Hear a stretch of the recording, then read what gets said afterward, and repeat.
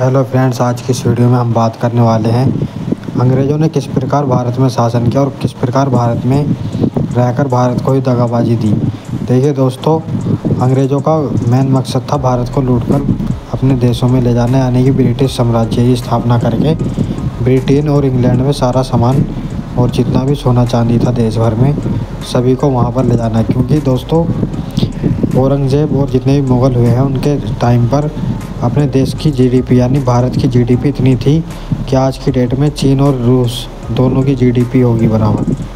तो उस टाइम पर अंग्रेज़ों ने जब देखा कि भारत इतना बड़ा देश है और सोने की चिड़िया कहलाता है, तो इसी वजह से उन्होंने देखा कि वहाँ पर अपने एक सूचक को भेजा जाए, इससे पता लगे कि भारत कितना अमीर देश है। धीरे धीरे अंग्रेज़ों ने अपनी चाल चलनी शुरू कर दी। तो बड़े बड़े राजा और महाराजाओं को उन्होंने धीरे धीरे अपनी ओर आकर्षित करना शुरू किया।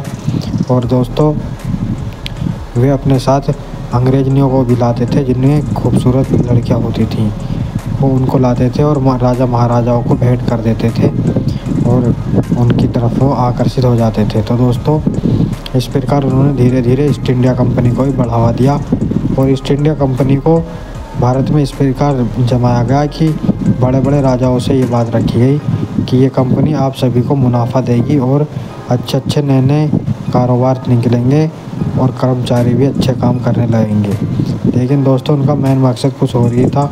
ईस्ट इंडिया कंपनी जब उस टाइम पर आई थी तो उन्होंने ईस्ट इंडिया कंपनी लगाने के बाद अपना साम्राज्य जमाना शुरू कर दिया और धीरे धीरे अंग्रेज़ों ने बड़े बड़े हथियार भी सप्लाई करना शुरू कर दिया था।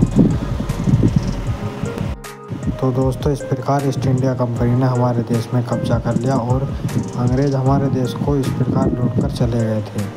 तो ईस्ट इंडिया कंपनी हमारे लिए बहुत हानिकारक साबित हुई थी।